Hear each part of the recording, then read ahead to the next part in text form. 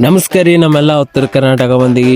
ನಾನು ನಮ್ಮ ಹಳೆ ಕುಡಿಕಿಸಿನ ನಡೆದೀವಿ ನೋಡ್ರಿಪ್ಪ. ಸಿಂದಗಿ ಕಡೆ ಹೊಂಟಿದ್ವಿ. ಬಟ್ ನಮ್ಮ ಫ್ರೆಂಡ್ ಕಾಲ್ ಮಾಡಿ ಅಲ್ಲ ಅಣ್ಣ ನಾನು ಬರ್ತೀನಿ ಬಾ ಅಂತೇಳಿ. ಸರಿ ಆಯ್ತು ಅಂತ ನಮ್ಮ ಫ್ರೆಂಡ್ ತೊಗೊಳಕ್ ಬಂದ್ವಿ. ಮೇಡಂದೆ ಅರ್ಜೆಂಟ್ ಕೆಲಸ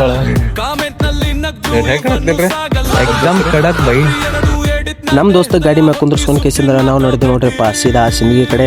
ಹೋಗಾಗೇನೋ ಹಿಂಗೆ ಕಾಣಕತ್ತೀವಿ, ಬರಾಗ ಮಾತ್ರ ಪುಲಿಗಿಚ್ಚ ಬೆಂಕಿ ಬಬ್ಲಾದೆ ನಂಗೆ ಬರ್ತೀವಿ.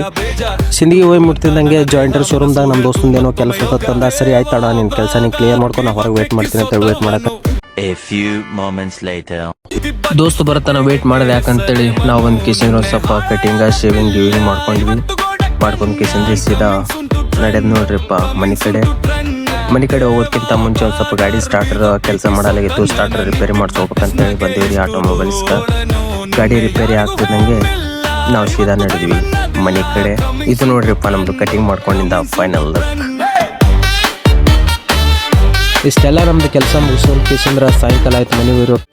ನಮ್ಮ ದೋಸ್ತಗೆ ತಗೊಂಡು ಮನೆ ಬಳಿ ಡ್ರಾಪ್ ಮಾಡಕ್ಕಂತ ಬಂದ್ವಿ. ಬಟ್ ಸೋ ಸ್ವೀಟ್ ರೀ ನಮ್ಮ ಸಾಲಿ, ನಾವು ಕಲ್ತಂಥ ಸಾಲಿ. ಇದೆಲ್ಲ ಸಾಲಿಗಿಲಿ ನೋಡಿ ಕೇಸಂದ್ರ ಮನೆ ಬಳಿ ಬಂದು ನೋಡಿದ್ರೆ ನಮ್ಮ ಹುಡುಗರೆಲ್ಲ ಗೋಟಿ ಗೀಟಿ ಆಡಕ್ಕಂತಿದ್ರು ಅವ್ರವ್ರ ಫ್ರೆಂಡ್ಸ್ ಜೊತೆ. ಒಂಥರ ಖುಷಿ ಬೇರೆ. ಈ ಕ್ಷಣ ಕಳೆದಂಥ ಕ್ಷಣಗಳು ವಾಪಸ್ ಹುಡುಕಾಡಿದ್ರೆ ಸಿಗಂಗಿಲ್ಲ. ಇದು ಒಂಥರ ಫೀಲ್ ಬೇರೆನೇ ರೀ.